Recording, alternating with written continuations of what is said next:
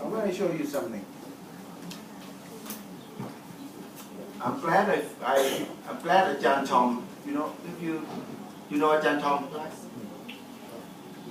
showed this news scoop to me.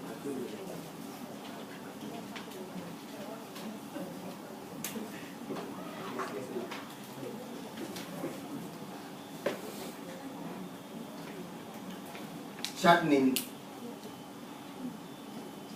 missed class due to the Rodman.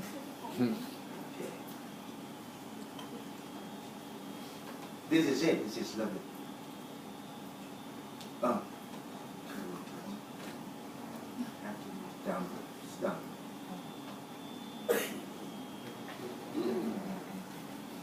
New dog.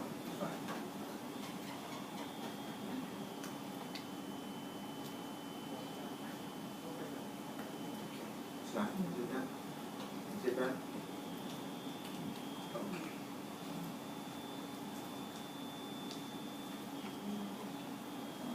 You know, spoon feeding students is actually easier for me. Right? And the giveaway marks, minimum of B. You know, should the worst come to the worst, C+, that would be very easy for me. I know a lot of other people do this. I'm not saying where, but in general, I know people do it. A lot of people. But I just think that it is unethical.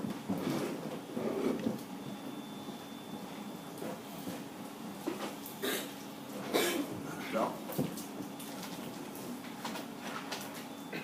And I rotate.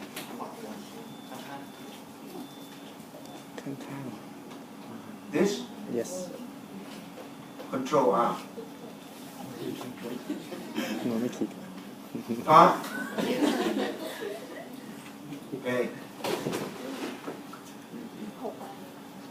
I haven't read the whole thing, but Ajahn Tom told me to look at this. Whoever Mr. Sompop is, whatever, local university should collaborate with industry to meet rapid changes in the job market. Mr. Sompop, whatever, President of the Institute of Management, PIM, a corporate university under the General Government Group, urged this week. When employers, one of the things, first thing to me, well before this article was published, when employers said that they want to hire graduates who know what to do, ready for the job, what they mean is not, you know, being able to do things, but being able to think, right? When a survey was done, then stupid, dumb academics read this, right, and can't understand it because they themselves are idiots, to me. They think, oh, have to know how to do, what to do, right? Know how to read manual, know what to do. First, understand definitions. At the master's degree level, need to teach definitions. To me, no. You don't know any, you know, not aware of any words, any vocabularies, look them up yourself. This is master's degree. Okay, and then this is nice. Mr. Sompop, where he's part of CP, right? Just written in group. This week, yeah. Blah blah blah. Employers now expect extra skills like critical thinking. Critical thinking. Okay, creativity, digital literacy, and English literacy. No problem for this. No problem for this either. Because students are so good at reading rubbish on the internet that is in English. Then there's stuff on internet. They speak Thai, right, in a sentence made up of 20 words. 12 words in Thai, 6 words in English. So no problem. But then the problem is that when they come to put the sentences into a paragraph, speaking proper English, they can't do it. They love to, right, speak 1 word in Thai, 2 words in English to look cool, but then they have to really speak English, they can't do it. And when they have to study English, they don't want to do it. That's their problem. Industry have to punish these people as well, or punish universities as well. To me, industries have to punish academics who are idiots as well. But academics love, industry loves academics who lick, who good at licking. Right? Yeah. I see problem with industries. But anyway, for you, critical thinking, this is not in alphabetical order either. Right? CR, this is D, this is E. R. Critical creativity, critical, right? Comes before E, so it can't be, right? It can't be alphabetical ordering. So place critical thinking.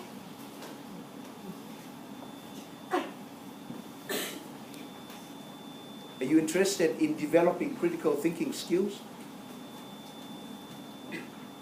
Or stupid parenting skills? I don't know what you're interested in. But this year, I keep F.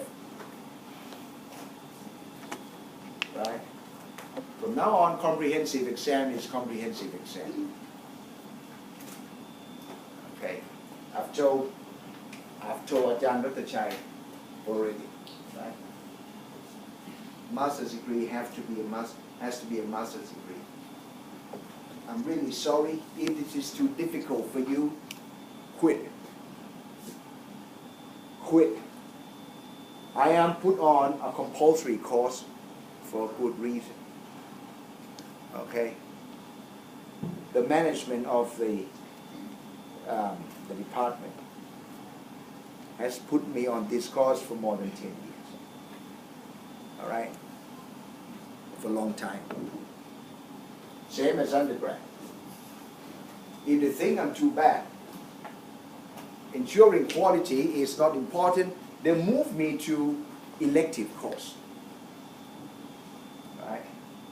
So my message to you or to whoever you want to tell this on, okay, is that you don't think you can survive, please go to a different place.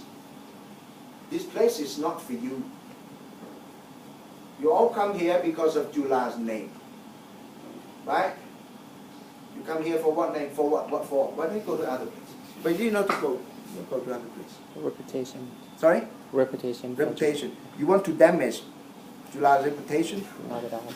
Because of, as long as you pay the fee, you get your degree type attitude? Is that what you want? Okay. You don't study, you don't adopt the process that I've been telling you day in, day out, you'll be out of this program. You either get out of this program on your own, willingly, or be forced out of the program because of the grading. Okay? I mean it. I mean it. Right. Critical thinking. Are you interested in developing critical thinking skills? Are you interested in that? Or actually no. Just want to know answer. They want to know answer and manual. You know, one of the reasons I would say I've stopped, right, doing teaching in the training program outside of universities, right?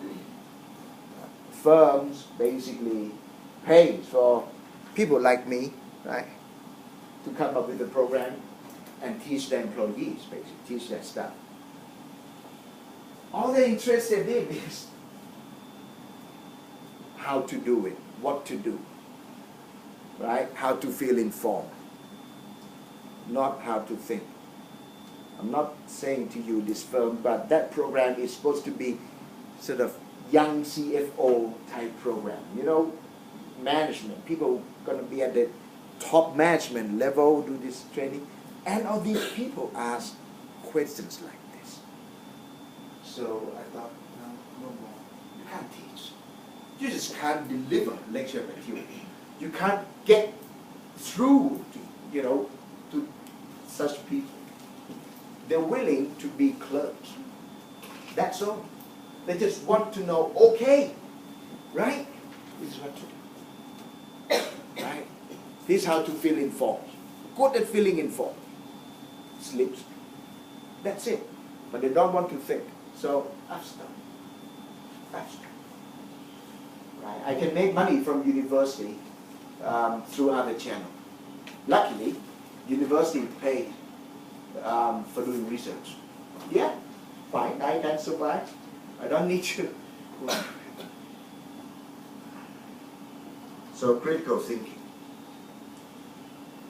Now, when academics say students need to have critical thinking skills, develop thinking skills, okay, we need to force students to learn how to think critically. Yeah, that's academic stuff, not in industry, not in practice. Here we are. So when other people say, okay, oh, that's important. Well, that's fine. Right? I just want to show this to you. Okay? At least now, you say that I'm tough, I require this, I require that. Here we are, I have this as a reference point. You all respect this, right?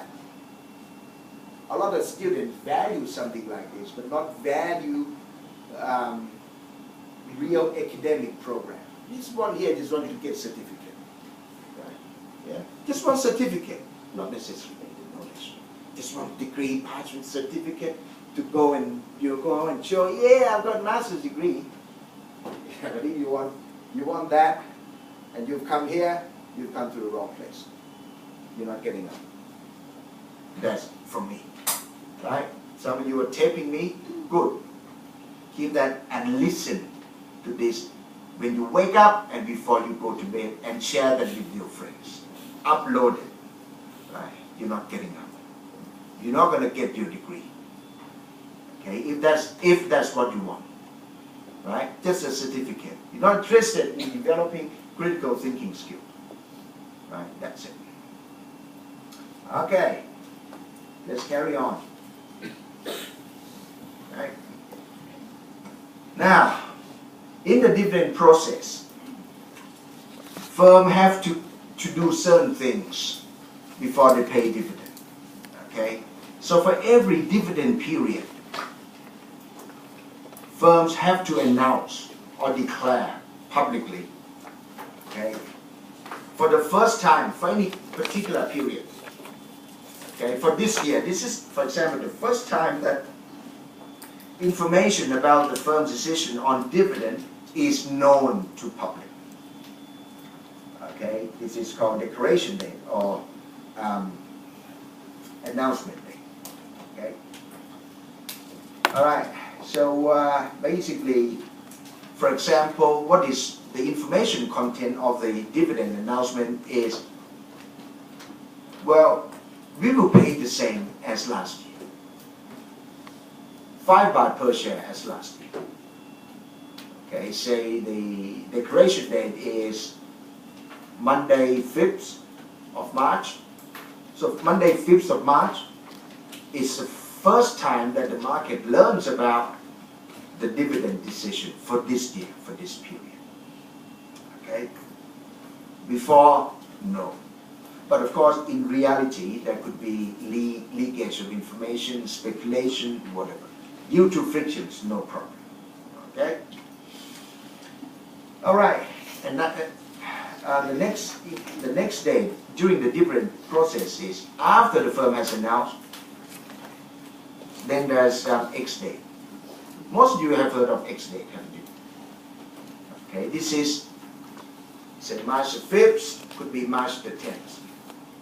March the 10th could be X day. Okay? So, basically what X day here means is that if you want to receive the declared dividend, be entitled to the declared dividend, you need to own the shares before 10th of March. If you haven't heard of the X date before, as a master's degree student, go and find out about the information by yourself. Right? Definition, stuff like this is not to be given in class. Okay? Look for those. This is master's degree, not high school. Okay. All right. In other words, investors have to buy share come date. So on declaration date, on the announcement date onwards, shares go come date. After the X date, upon the X date onwards, shares go X date. Okay. So basically, if you buy the shares after the X date, you're not going to be entitled to this. If you buy shares, you don't own the share, right? But you buy shares between the declaration date and the X date, you'll be entitled to the shares. If you own shares before the declaration date and hold the shares through the X date, you'll be entitled to the dividends. Okay. Right. Now, let's go back to declaration date. Suppose the decision is to pay the same dividend as last year. So everything else is the same. Decision is the same as last year. And the share price, right, just before the declaration date is 100 baht. Do you think, how do you think the share price should move on the declaration date?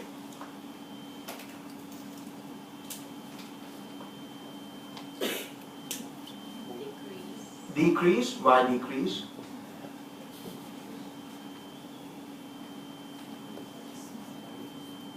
Have you read lecture notes before coming to class?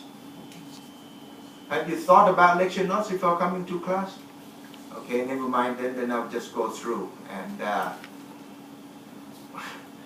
write exam questions in the way that I do. Okay. So price should go up by 100, by 5 baht. Right, reflecting the declared dividend. Why is that?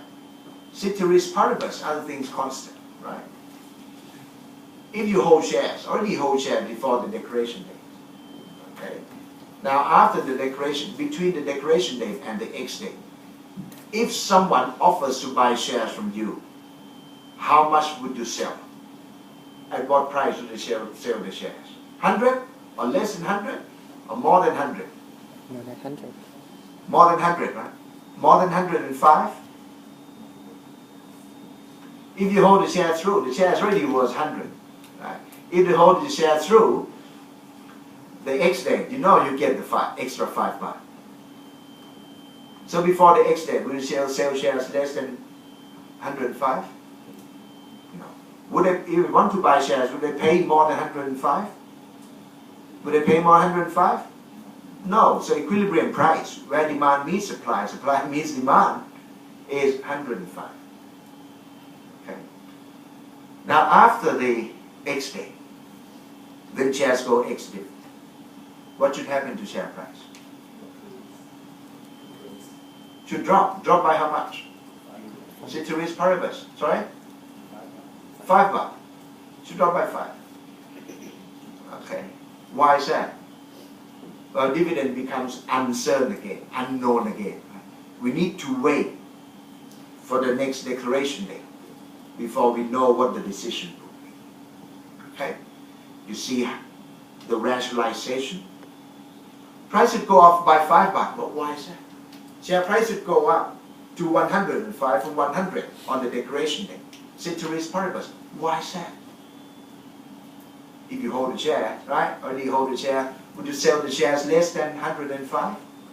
No, right? Because you know that, well, the price is 100, already 100. You know the shares through the exchange, you're going to get 5. Okay? Another important thing is the hold of record date. Okay, so this is basically a book date. Right? The firm finalizes its book of shareholders, list of shareholders who are entitled to the declared dividend. And the next important date, oh, by the way, how do you think the market would react? How do you think the share price should move on this date, book date? Any important information?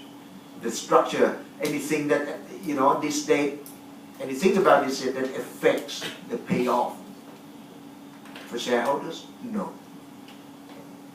Now, dividend payment date is the next date, right? The check date.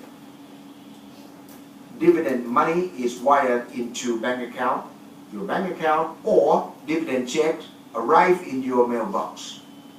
Okay, postal box. Post box. How do you think the share price would move? No, what if the checks don't arrive?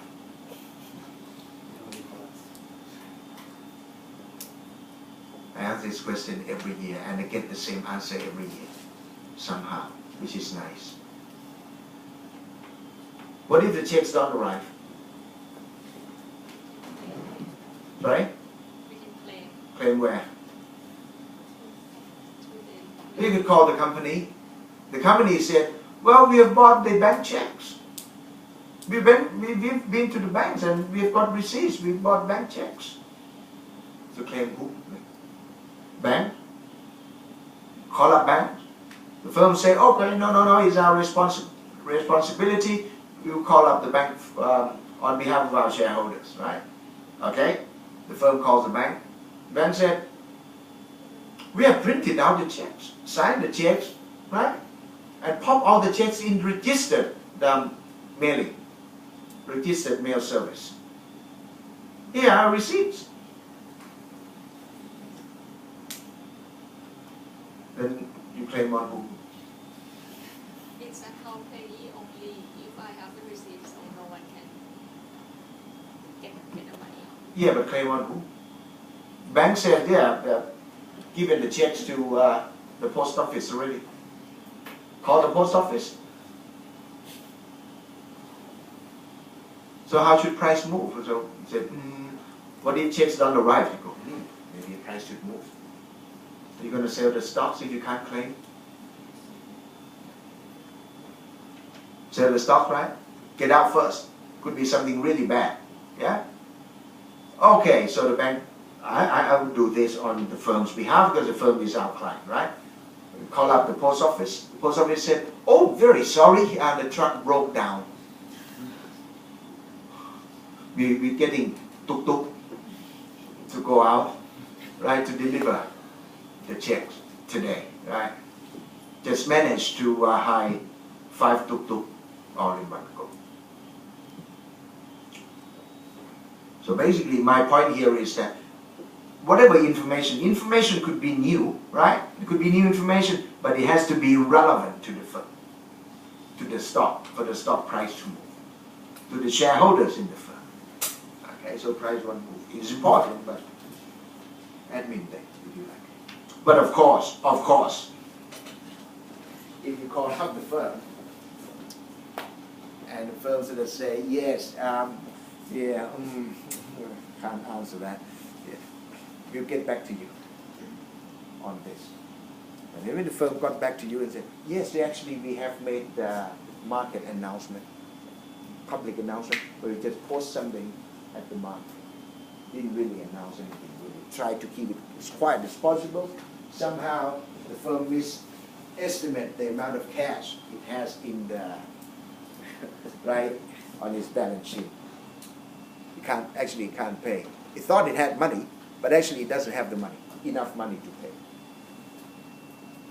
it has announced cancellation of the declared dividend, but it's want to keep things quiet.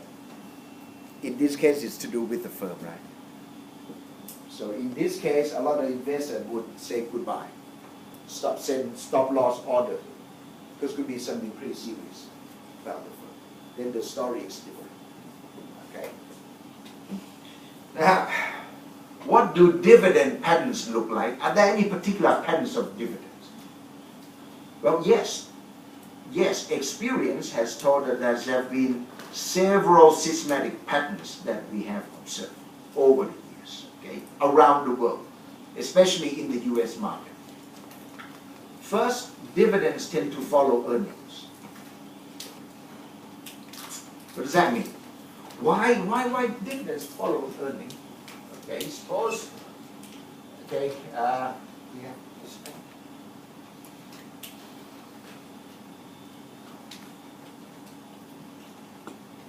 Oh no.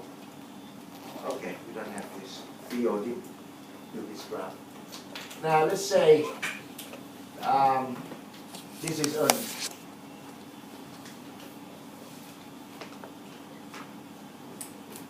Right? The dot, the dashed line. Okay. The solid line is dividend. Dividend follows earnings means this.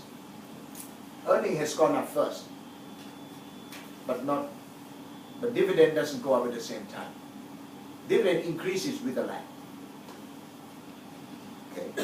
We observe a lot of this regularly. Why is that? Well, one interpretation is that managers of firms will increase dividend if and only if they can maintain the increase, sustain the increase. Okay. If they don't feel confident that the increase can be sustained, they will not increase. So, why are they worried about being able to maintain the increase? Because they're worried about the change. Because they're worried about change in dividend, the level. Okay. Do they change? Well, change is important. Okay. We'll come back to this as part of signaling. Okay. Now, what is also very important is that if managers raise dividends, in actual fact, if managers raise dividend, if and only if they're sure that they can maintain, they can sustain the increase, right? Does this mean that we should observe a relation between dividend increase and increase in earnings? Actually, this is the relation, right, that a lot of people try to test. If firm increase dividend, if and only if they can maintain the increase, that is, the earnings have got to be good. Okay? Performance has got to be good. So we should observe this relation. That is, if we observe an increase today, subsequently we should see improvement in firm performance or earnings or cash flow. Well, this new school sort of suggests this as well, right? But not quite this. When we discuss signaling hypothesis, okay, a signaling theory of dividend policy, right, we will conclude that signaling predicts that if we see dividend increase, we should observe increase in performance, right? Subsequently, increase in performance in subsequent periods. But empirical evidence, on balance, sort of doesn't say this. Does not support this on balance. Okay. I quite like this news article. In brief, go blah blah blah. Okay. EasyJet and ordinary dividends as annual profit rises. Okay, it fits, right? It fits this. Okay. and tend to suggest that the company said it would increase dividend per share in line with the proposal made earlier this year to Rochelle above with 40% above the previous 1/3 distribution. It is certainly executing strategy of offering the low fare, blah blah blah. This means EasyJet is well placed to continue to deliver sustainable returns across the shareholders. So at least managers are confident, right? That if they increase dividend, they can maintain the increase, the higher level. Okay. But performance has already increased before. So to me, sort of dividend increase sort of confirms that the improvement in recent performance will stay, rather than increase dividend and performance will improve. Right? This relation is essentially a prediction of cyclic model. We'll discuss that. Right? So bear this in mind. Okay. So this is what I'm interested in testing, actually. Not this, but increasing dividends is just confirmation of improvement in performance, not a signal that performance will improve. Okay, but I haven't had time to think about how to do this properly. Okay, but when I am to do this, eventually, hopefully, I'll get time to do this. I'll be using international data, not just US, UK, or European, but around the world, to see whether my hypothesis is generalizable. Okay, second pattern is that people say dividends are sticky. Firms don't like changing their dividend, don't like increasing, don't like cutting dividends, right? If they can, well, if, they, let's say in general, unless they're really confident that they can increase, right, they can safely increase dividend, they won't increase. Most definitely, they won't cut dividends, right? Because dividend cut is really bad news, considering adverse selection, okay, or frictions in the capital market. Okay. Is this pattern related to the pattern of dividends following earnings? Or do you think they are completely different, or they are actually related? I think they're related. They're basically related. They're related. Okay. And also, by and large, what has been observed around the world is that if there's any change in payout, it will be an increase rather than an increase. If firms are to change, right, the probability of raising dividend is greater than probability of cutting dividend. Do we see this? Yes, around the world.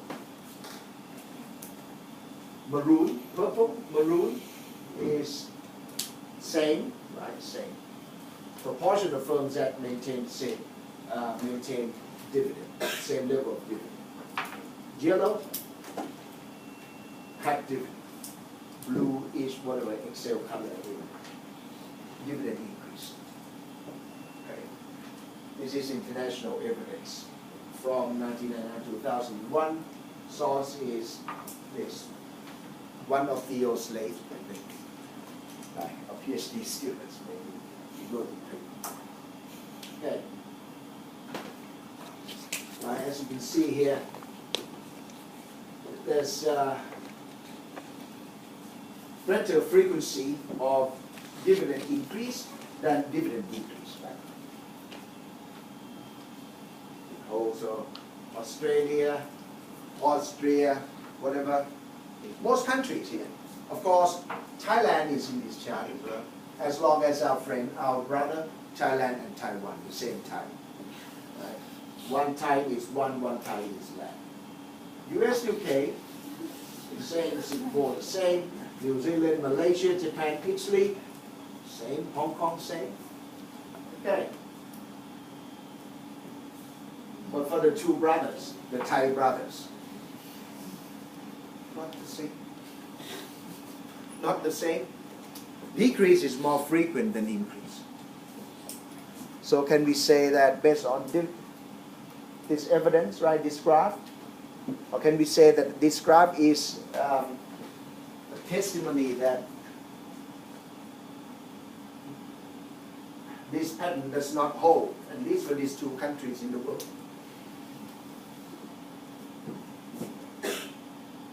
Right, it's two countries in the world, but it's something, it's a whole country, you know. It's a whole market. Of course, a tiny market. Who cares? Tight market from the global perspective, right? Taiwanese market, Thai market, it's not very big. But anyway, this is what we see is very pronounced. Not just, yeah, so they're on par. No, this is more frequent. Far more, you see, nice and clear. How would you rationalize this? Think critically. Think critically. Step by step. Use the information only on this slide and think. Sorry? They might be developing. Is this explanation unique?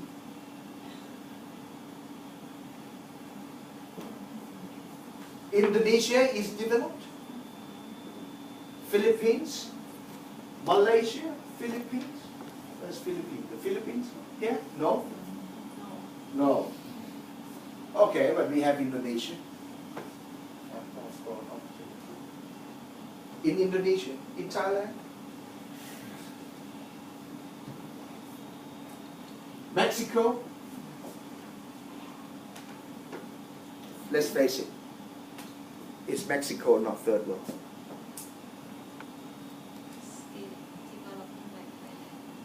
More developed than Thailand? I don't think so. No. Okay. So being developed or third world underdeveloped does not cut it. Data? Data? Huh?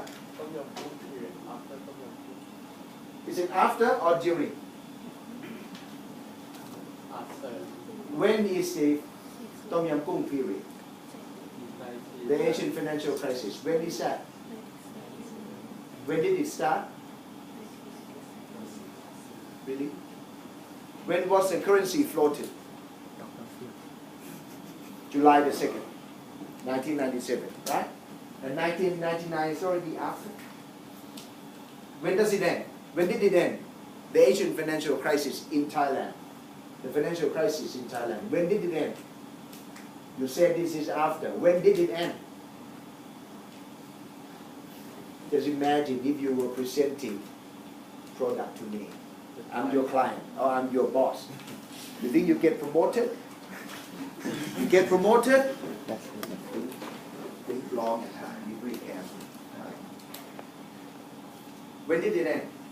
Index already down. And then When did the index drop? 1997. 96. When did the index pick up? The set index, when did it pick up? Even if the index picked up, does that mean that's the end of the crisis? When was the end of the crisis? Who is to say the crisis ends? PTT, your firm?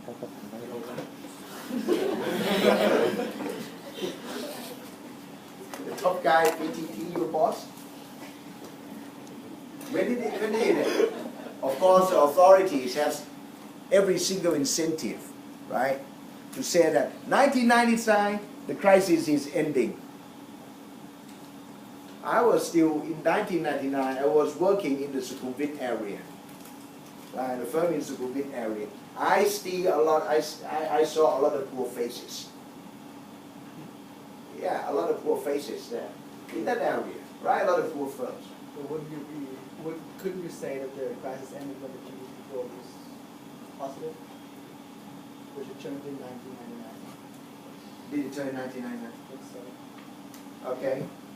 GDP, yeah, Because it that's fine.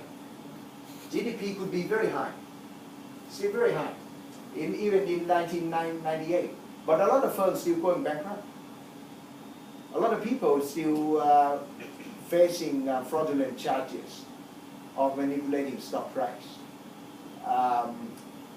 The lawsuits related to the 56 trust companies were still going on in 1999. I was involved in the, not the guy, but involved in the legal team of 2 of the 56 trust companies that were closed down. 1999. 1999. 2000, yeah, about the same. Still going on. Still very, very bad shape. Huge firm, listed company, most certainly said 50, right? In 2000 was still struggling to break even. Of course, GDP would go up, maybe because of exports, right? The currency was down, yeah? You sell, you get US dollars, convert into Thai baht, get a lot of revenue. Yeah. Maybe read my paper. Read my paper. I didn't define when the crisis ended, but I tried to look for reference point. Okay. But anyway, the point here is critical thinking. Be critical about what you see. Hey, why are there these observations? Does that mean dividends are sticky? Dividends tend to follow earnings, and increase is more frequent than decrease. These ideas don't hold for these 2 markets. When we say that some theory, some argument doesn't hold, right? It is taken to mean that it doesn't hold at all. It must be generalized. Okay? Can we generalize that this idea does not hold for these 2 countries? You need to think first. Look around first. 1999, 2000. Okay. This is what I expect from students in my class. I was going to say my students, but a lot of you probably don't want to be my students, so say students in my class. I appreciate that. Right? That a lot of you don't want to know me, but that's fine. Dividends are much less volatile than earnings. Are we surprised? Textbook literature or practitioner love saying this. Right? Or some academics who only know how to read textbooks just love saying this. Is this a surprise? Well, yeah, if we take variance, compare the variance between variance of earnings yield series and dividend yield series, you see this relationship. And Theo also shows this for US market. I'm sure this graph was done by Theo because it's not very sophisticated.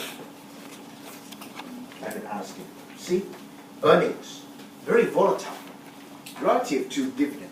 Dividend is smooth. Another property of dividend series is that it is much smoother than earnings series. But hey, where do we actually draw this conclusion from? From which sample is this conclusion drawn? When we see stuff like this in textbook, we need to be critical about what we're looking at. Textbook talk, a lot of literature talks about publicly listed firms, right? Do private firms pay dividends? No. They pay salary. Sorry? They pay salary and decrease tax. But don't they don't have dividends at all? No? But salary is nice. It's a nice idea what she suggested. Okay, I can come back to that, but not in class. You run out of time. But actually, she is correct. So salary is a form, maybe should be treated as a form of dividend. And in this case, dividend is smooth as well, very stable. Okay, but somehow salary doesn't get cut. Dividends get cut. Okay, that's right. But this is an interesting thought. Private firms, unlisted firms, also pay dividends as well. All right. I'm not sure about in Thailand. Okay, but in several other countries, yes. Okay. But if I remember the results of one particular study properly, right? Dividends are also quite volatile among private firms. So it is only dividends in listed firms that are smooth, not unlisted firms. Very interesting. Okay. Now the fourth pattern is that dividend policy tends to follow the life cycle. Okay, startup, no payout, no dividend. Maturity, pay dividend. Okay. Decline, yeah. Give everything back to shareholders if anything left. Okay. So the variation across life cycle, dividend payout, of course, dividend policy across life cycle can be viewed as trade-off between costs and benefits of each policy. For example, for growth firms, what would be the cost of paying big dividends, let's say? Paying cash dividends for growth firms. What would be the cost? What would be the benefit? What about for mature firms? What would be the cost? What would be the benefit? The cost, so the point is a cost larger than benefit for growth firms? Or the other way around? What about mature firm? Okay. If for mature firm, the benefits exceeds the cost, right, what could be the benefits? What could be the cost? Right? You need to come back to this and think, once we've talked about what we discussed, theories of dividends. Okay. Trade-off. Have we discussed this somewhere, trade-off theory? And life cycle? When? When did we talk about this? When we discussed leverage, right? Okay, so perhaps we could apply the same structure to analyzing dividends across life cycle. Basically, that's the same thing. To me, it's the same analysis. Okay, traditionally, I'm not sure about nowadays. I'm not most up to date with textbooks. Okay, some textbook may already say this, but I would feel that there's another, the fifth pattern. Okay, and the fifth pattern has been recently observed, but in the US and UK markets only, I would say, or at least in the US-UK market. Cash dividends are disappearing. Payers become non-payers. Okay. In recent times, there are more non-payers than there are payers. Okay, so once again, Theo did this. Okay, blue is for 2003. Okay, number of firms with across different groups of dividend yield between 2003 and 1999. Very obvious, very obvious. Non-payers, a lot more, twice, right? Twice as many of non-payers than non-payers in 2003 than in 1999. Okay. Now, in terms of the payout ratio, okay, or dividends divided by earnings in 2003, yeah. So the picture here in the lower panel here, lower graph, is consistent with the pattern observed in the upper graph. Okay, in 2003, a lot of firms have zero payout ratios, so these are real. Okay, real non-payers. What else do you notice from this graph? Now you're in the academic world now. you may as well just make the most out of it. You're gonna have the opportunity to get your hands on good databases that you can only dream of when you work in your firm. If you want to analyze something, you can't do it because you don't have good databases. But now, being a student at good universities like these universities, you should consider yourself as lucky. You can download data, you can get to see a lot of data. But I know a lot of you will be streaming evidence from Thailand. And very few firms in your data set. What else do we notice here? What else stands out from this graph in terms of irregularity? Can payout ratio be negative? About 100 firms in this sample has negative payout ratio. What does it mean, negative payout ratio? Ask shareholders to give money back to firms. Shareholders pay dividend back to firms. Negative payout ratio. Paying dividend when you're making loss. So earnings are negative. Right? Earnings are negative. How come only few firms?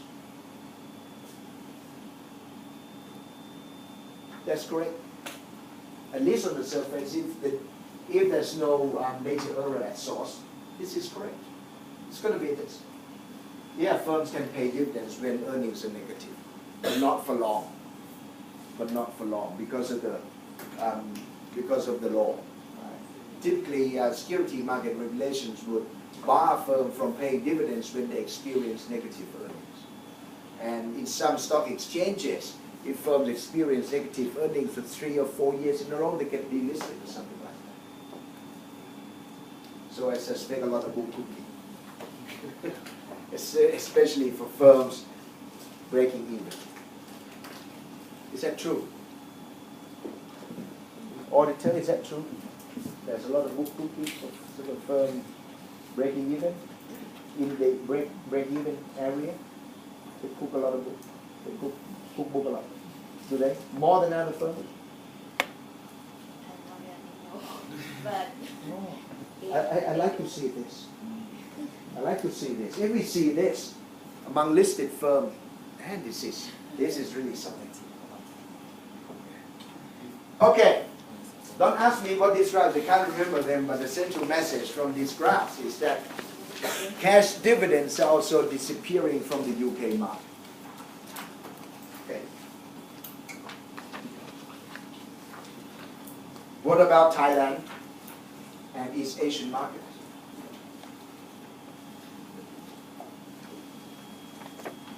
Cash dividends have been disappearing from emerging markets as well. Are dividends not important? These questions are important. Okay. Once we understand the theory of dividend policy, various theories of dividend policy. Okay. All right.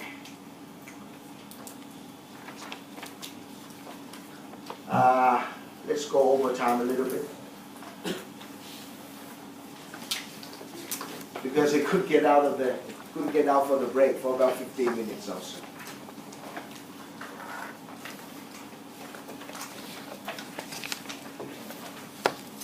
Oh.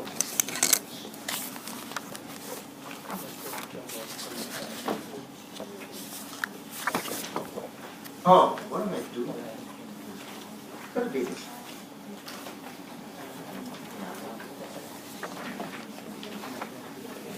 The approach that we take to analyzing dividend policy is the same as that we adopted for when analyzing leverage policy or financial policy. We start from somewhere we know. So for the next few slides, we can just fly through at speed of light. Actually, we don't need to cover this. Well, we saw different types of payout policies, yes. Okay. So does it matter how much firms pay back to their owners in the form of cash dividends? That's the question. Sounds like leverage question, right? Does it matter if firms borrow more or less whether a firm borrows, right? Matter to what?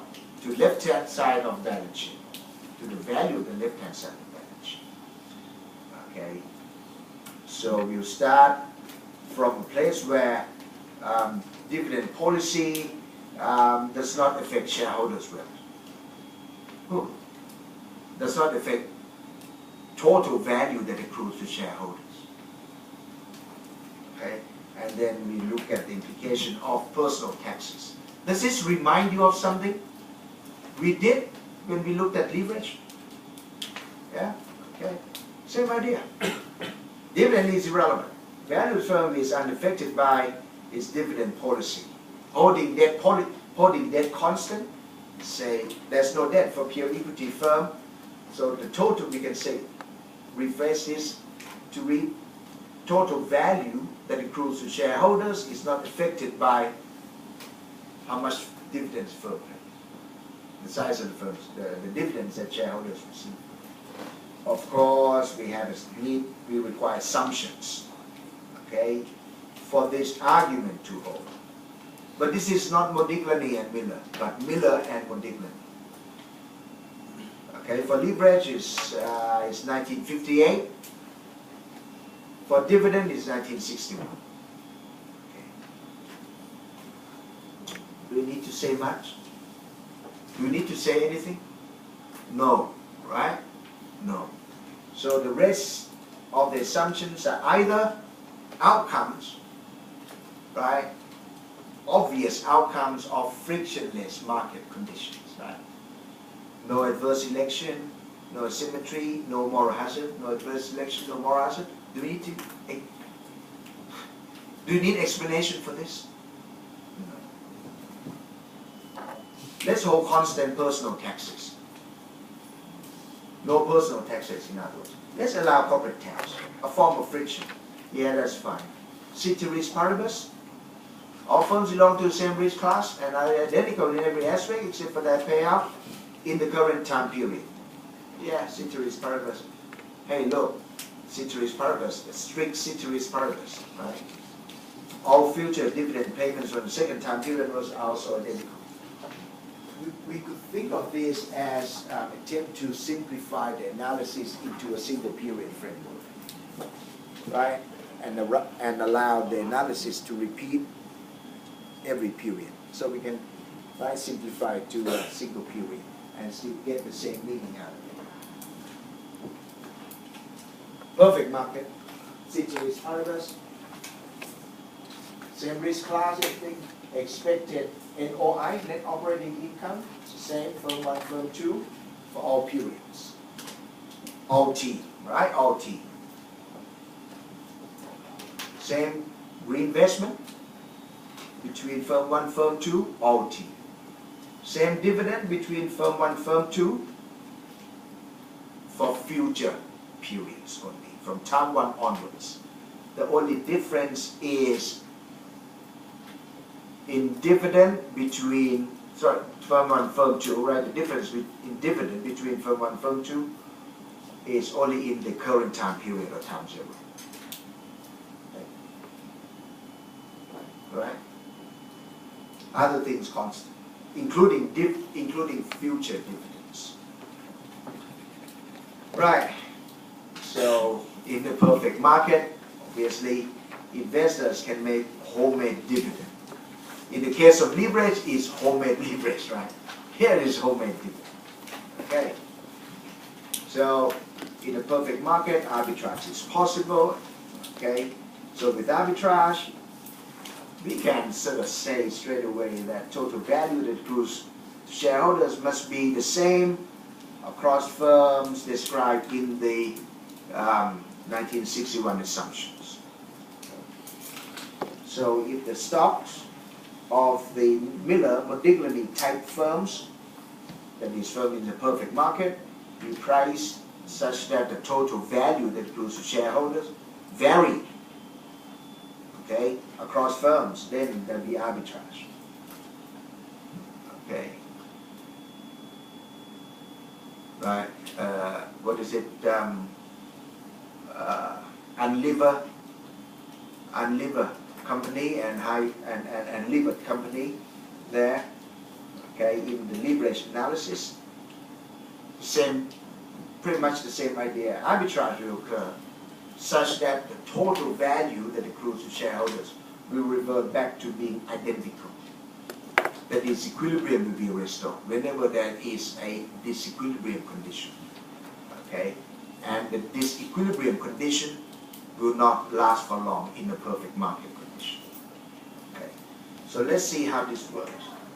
Okay, let's assume that there are 3 firms, not just firm 1, firm 2. Okay, we can extend to 3, so we have low, medium, high. Same as aircon or fan at home, electric fan, low, medium, high. Right? You like that? I know that. If just 2, still ask why only 2? Can we have 3? Yeah, we could have 3. We could have 30 as well. But my reason for having 3 is that so we could have non-payer. Not just low payout, high payout. We could have non-payers, and medium, right, and high. And let's assume away debt in capital structure. We could allow debt.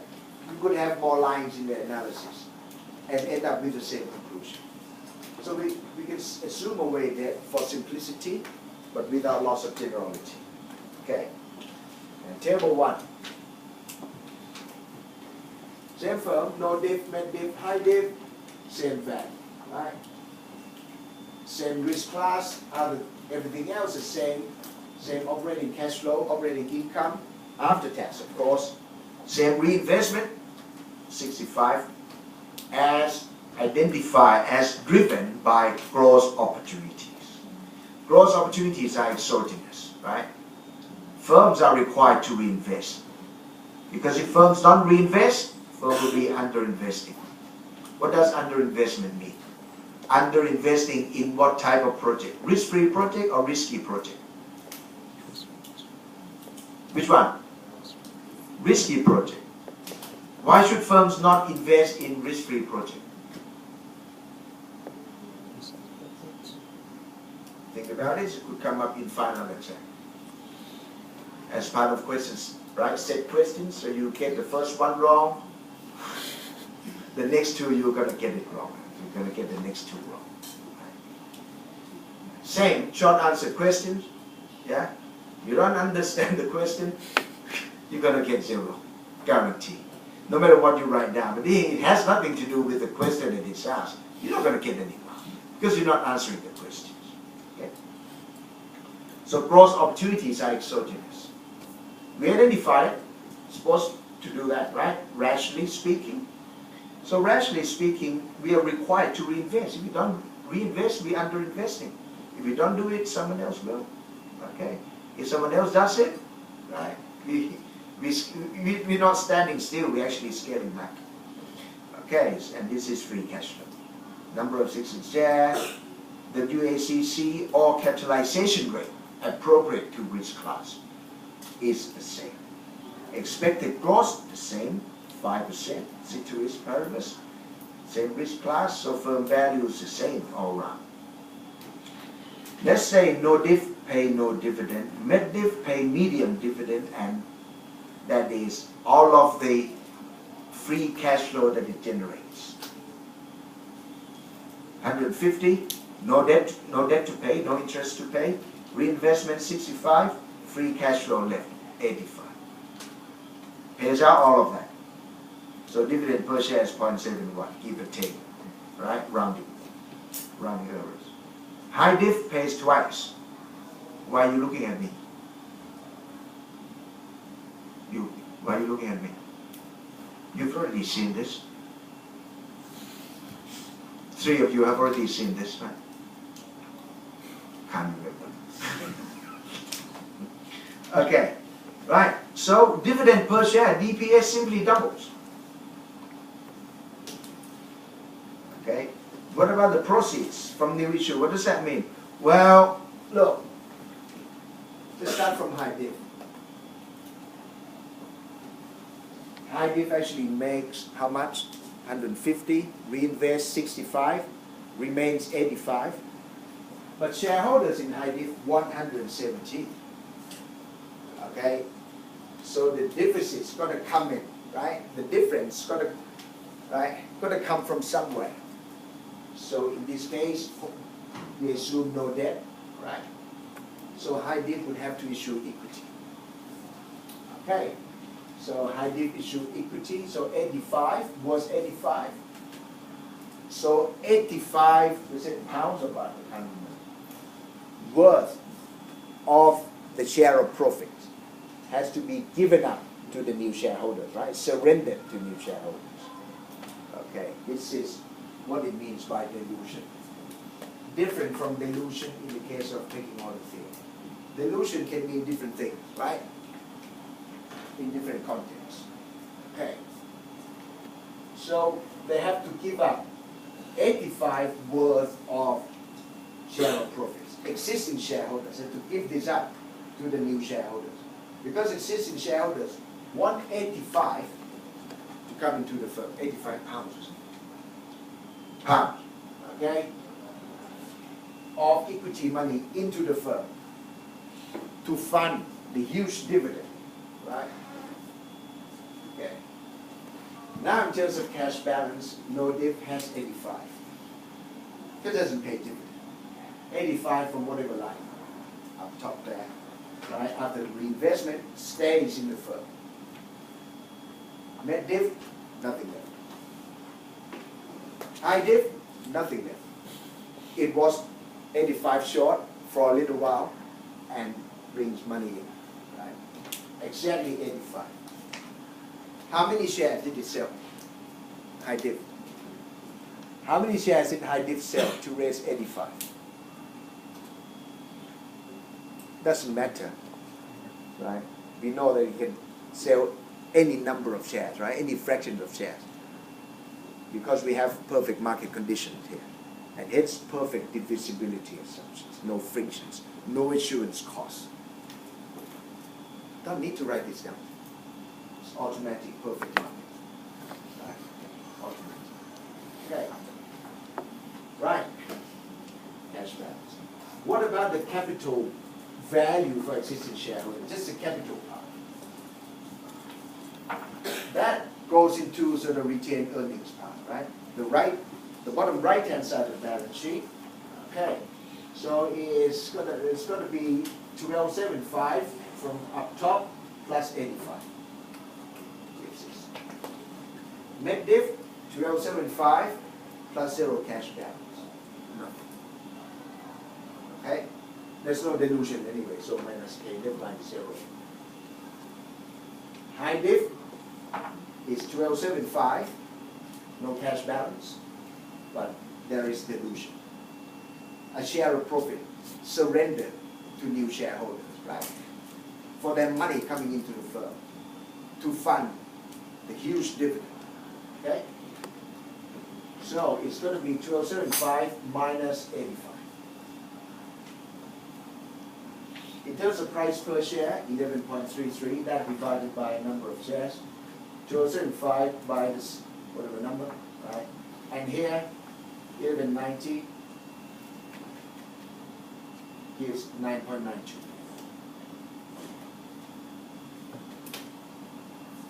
In terms of total value that accrues to shareholders.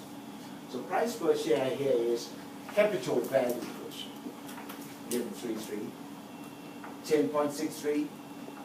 This is not total value, just capital portion plus 0.7. That plus 1.42%. What do you want? Tell me what you want. I'll give it to you. A, B plus B.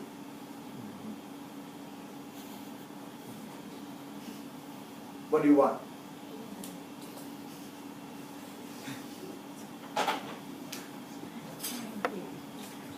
Oh, to be consistent here. No, let's deviate. Let's have some debt. Let's hold it constant. That's balance sheet, right? Here we have income statement, rock bottom line, whatever it is, and have dividend. If you pay 0 dividend, Okay, let's say the profit is 100. You love to see capital gain, you feel good about capital gain. No problem, I won't pay dividend. This goes into. If you want to feel like blue chip, you want to feel blue chippy, right? I pay dividend.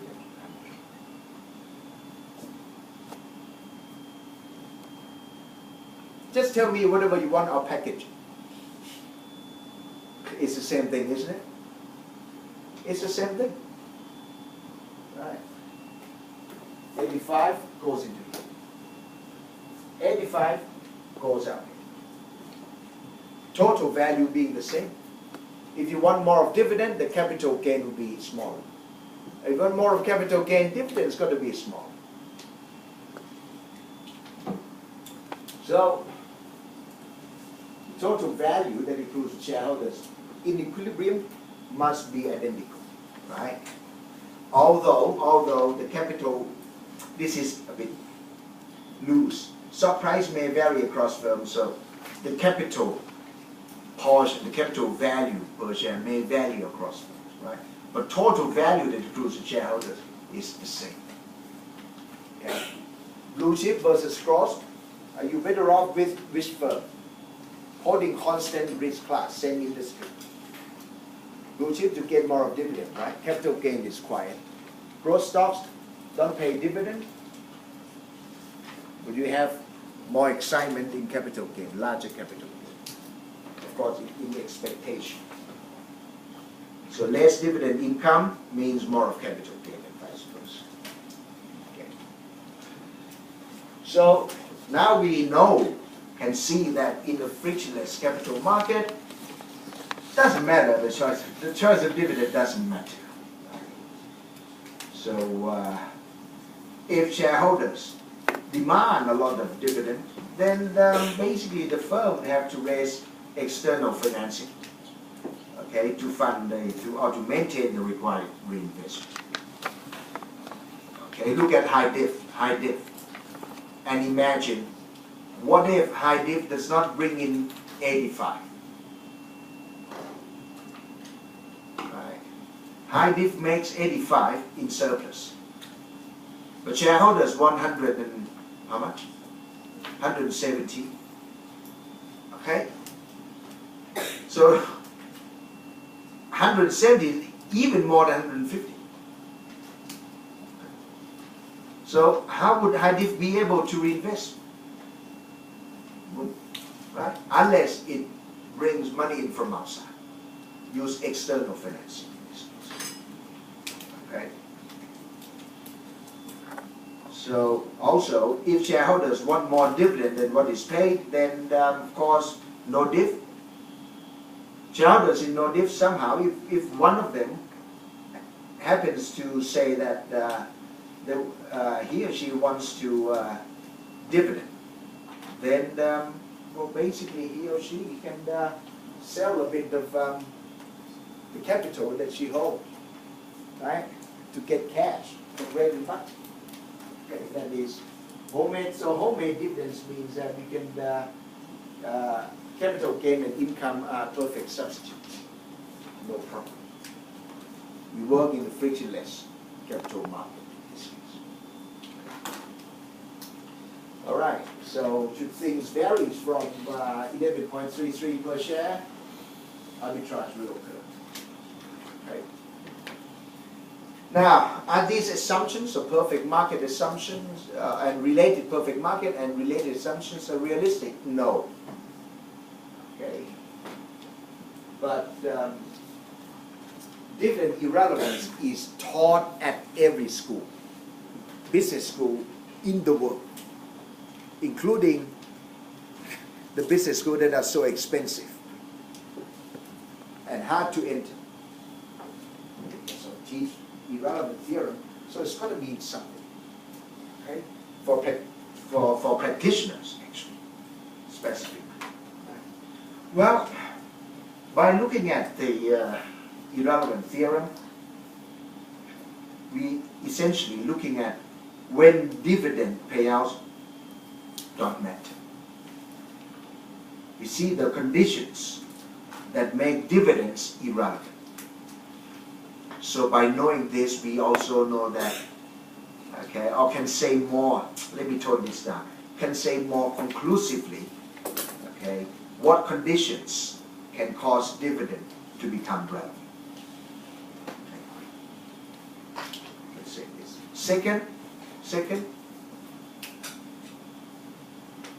if we run firms that keep investing in bad projects, don't hope to improve value by paying high dividends. Don't hope. Okay? Because if you make good investment and yet don't pay dividend, well, it means it's more capital gain. Yeah, this is what the theory or the theorem tells us.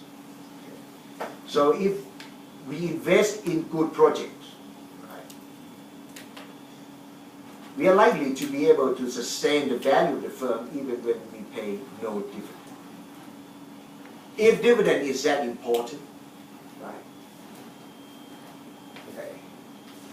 If increasing dividend will always lead to share price increase or valuation of the firm, what about high growth stocks? High growth firms don't pay dividend and yet we see capital gain, price growth. Okay. Right. So basically firms cannot lie through dividend policy. Can't increase dividend in order to lie. Can't do that.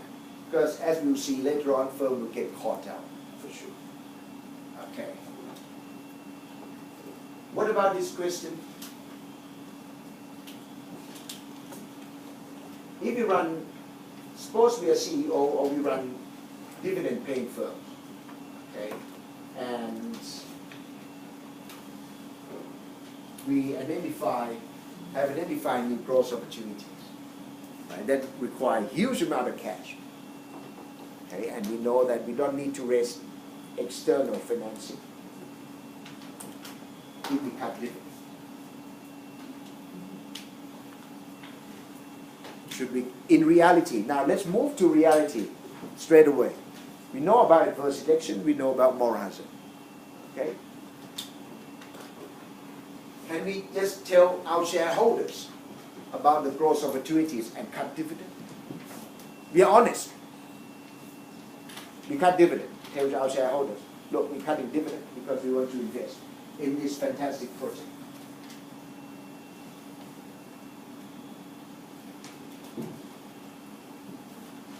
If our shareholders understand things should be fine, shouldn't it? Our shareholders actually should like that because we are reinvesting in a fantastic growth opportunity. If you're shareholders, how would you feel? The firm is, okay, cutting dividend, right, for a couple of periods to reinvest, to save the cash for top of the notch reinvestment, let's say. Okay, to improve the firm competitive advantage, competitive edge. How would you feel, your shareholders? You feel good, right? Feel good. Sorry? But how would you feel? You should feel good, right? New growth opportunities, firm is reinvesting. Aha, this is nice, right? The opportunity set of the firm is actually larger. Now, on the firm side, if you're a CEO, how would you tell your shareholders?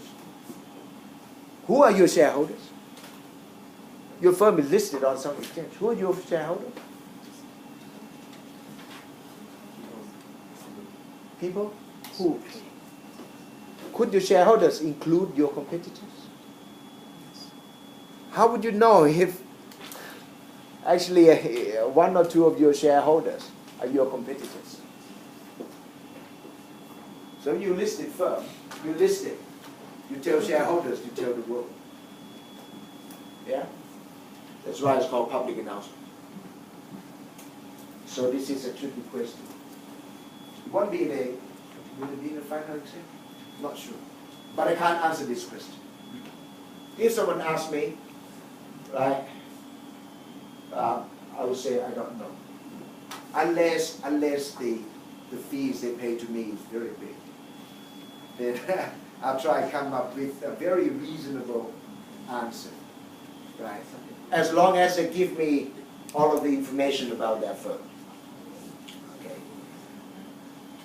All right, let's meet next week for the rest of the material.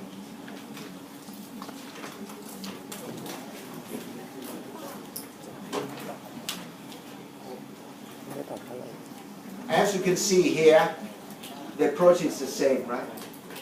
Is there anything new that we're studying, we're learning? Are we seeing anything new? No? No? See perfect market condition, right? Perfect market condition. And then we'll see frictions, just in a different context, that's all. Okay.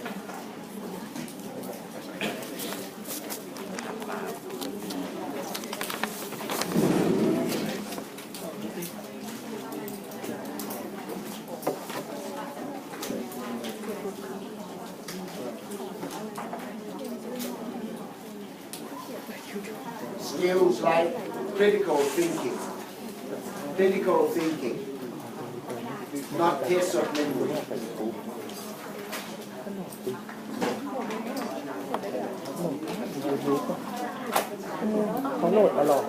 Critical thinking, not test of memory. เขาโหลดตลอดขี้เกียจสั่งตู้เหมือนจะพาไปเที่ยวเล็กเล่นดีอีฟ VIP อ่ะเดี๋ยวขอที่บีเนี่ยของดาวน์โหลดพวกนี้มือถือ